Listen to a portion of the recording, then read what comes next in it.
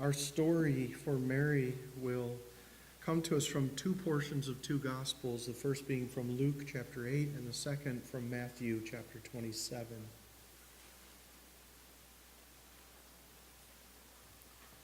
After this, Jesus traveled about from one town and village to another, proclaiming the good news of the kingdom of God. The 12 were with him, and also some women who had been cured of evil spirits and diseases. Mary, called Magdalene, from whom 7 demons had come out. Joanna, the wife of Chuza, the manager of Herod's household. Susanna, and many others. These women were helping to support them out of their own means.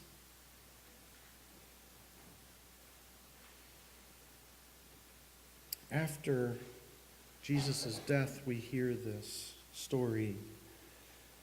Joseph took the body, wrapped it in a clean linen cloth, and placed it in his own new tomb that he had cut out of the rock. He rolled a big stone in front of the entrance to the tomb and went away. Mary Magdalene and the other Mary were sitting there, opposite the tomb. The next day, the one after preparation day, the chief priests and the Pharisees went to Pilate. "Sir," they said, "we remember that while he was still alive, that deceiver said, 'After 3 days I will rise again.' So give the order for the tomb to be made secure until the 3rd day. Otherwise, his disciples may come and steal the body and tell the people that he has been raised from the dead. This last deception will be worse than the first." "Take guard," Pilate answered. "Go, make the tomb as secure as you know how." So they went and made the tomb secure by putting a seal on the stone and posting a guard. After the Sabbath, at dawn, on the first day of the week, Mary Magdalene and the other Mary went to look at the tomb.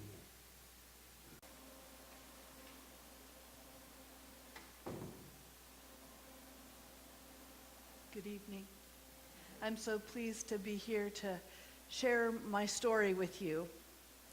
There's a lot of confusion throughout the Bible about who I was, and there are so many women named Mary back in my day that it kind of gets confusing. There are a lot of women in the Bible who are just unnamed, and so sometimes our stories get wrapped all together. So let's start with which Mary I'm not. You all know Mary of Bethany. She and her sister Martha and her brother Lazarus were dear friends of Jesus. In fact, when Jesus was feeling exhausted or world weary, he would seek out respite in their home. And you all remember the woman who came to the Pharisees' house, and she listened to Jesus, and then she brought perfume to anoint his feet and wept onto his feet and then dried them with her hair. And the Pharisee said, well, if he was a prophet, he'd have known what kind of woman she was, and he would not have allowed this. There were other Marys too. There was an unknown or unnamed woman who was taken in adultery, and the men of the village took her to the edge of the city to enact the sentence, which was death by stoning. Of course, the man she was caught with was nowhere to be found. And Jesus said, "Go ahead. But you who are without sin, cast that first stone." And of course, we know the men dropped the stones and walked away. Now, back in my day, our names told where we were from and who we came from. For instance, a man named Simon Bar Jonas Simon would be his first name, and then he would be the son of Jonas. For a woman, it was more like where we came from. So my name is Mary Magdalene, and I came from the region known as Magdala. So that's how I am remembered. But my story is different from the stories of these other women. I actually met Jesus when he came to my house. As a child and an adolescent, I had a demon that lived inside of me, and I would feel it coming on me. I would get a severe headache and a seizure, and I'd drop to the ground, and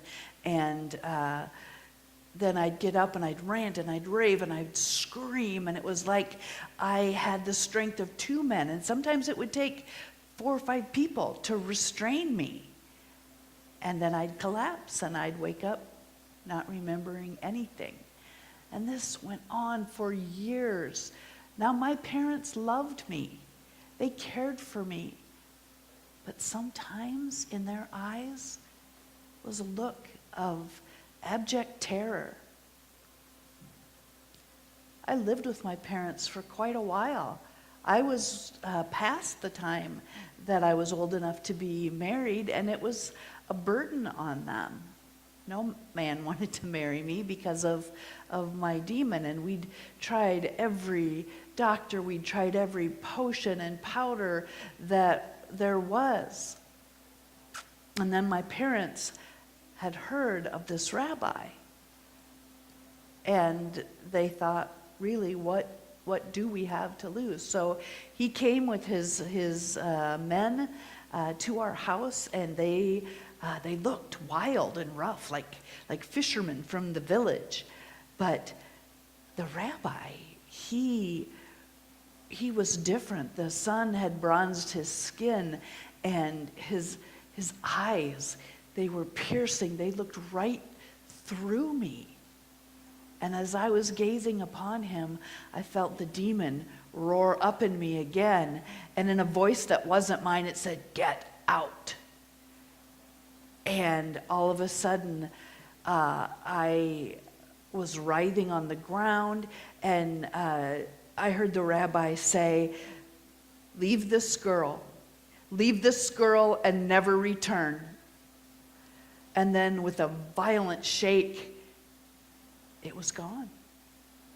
And I began to weep, not for pain or fear, but from pure joy, because it was gone. For the first time in my life, I knew I was whole and healed. And it was so, so wonderful. I couldn't imagine not being in the presence of this man. So a few other women from my village and we started to follow him around the area and listen to his teachings and listen to the words that he gave us. He was all about love and peace and joy, and it was so beautiful. Such a healing and wonderful time in my life when I had been through so much that was horrible and frightening. But I remember following him to a place called Golgotha, and it was horrible. It was so cold and desolate, and the name fit the way the place appeared. And they put him on the cross. And we were there at the foot of the cross. Most of the disciples had fled for fear of their own lives, but the women remained, and I guess nobody thought a group of women was any trouble. John was there. He was the only one that stayed.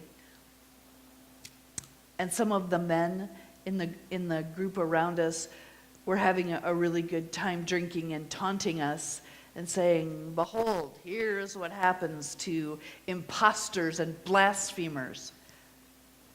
We tried to ignore them, and as soon as they figured out we weren't going to be intimidated by them, they stopped what they were doing, except for one of them who was so obnoxious. He tried to grab me, and suddenly a Roman centurion who had been looking over all of this came and pushed that man away, and he said, "You leave them alone or you will spend the night in chains."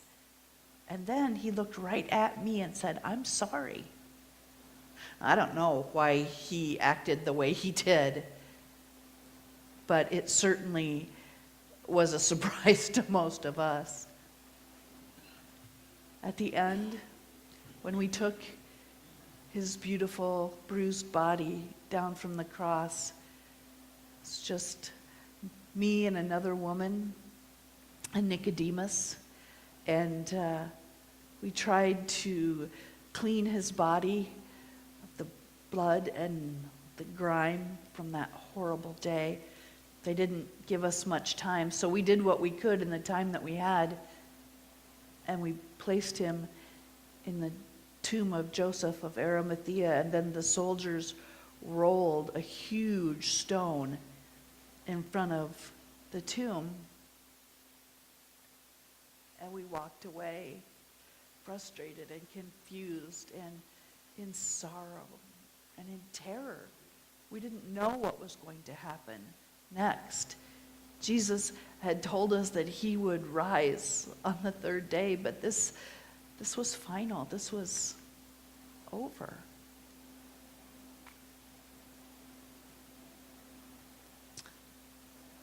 On the Sunday of Passover,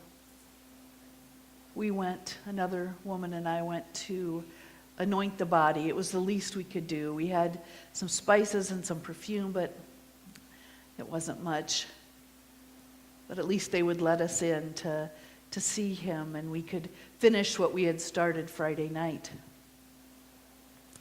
We were going, and the sun had just started rising, and in the breaking shadows, I could see as we neared the tomb that the stone had already been rolled away, and we feared the worst that could have happened had happened, that someone had taken his body, had stolen his body, and I was terrified. And so I dropped the spices and I ran back to where the disciples were, and I told them that the tomb was open and the body was gone.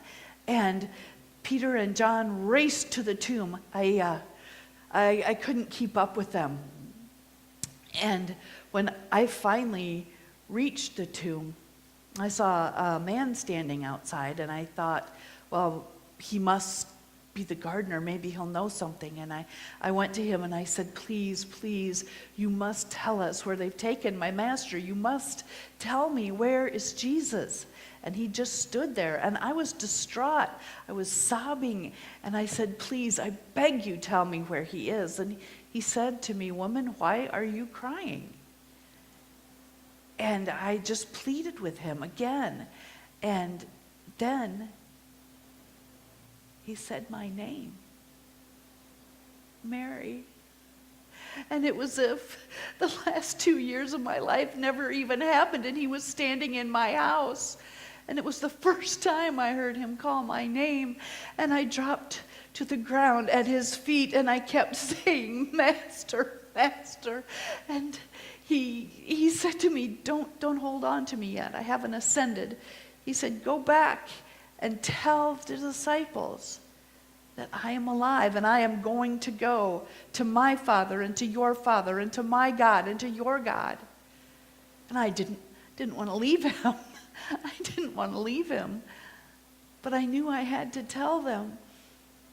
And I did. And I said, "He's alive. He's alive." And nothing else mattered. And I looked down at the ground, and there were the spices and the perfume I had dropped, but I didn't even care, because he was alive. He is alive. And may you all have a moment where you can drop to your knees and be in the presence of our living Master.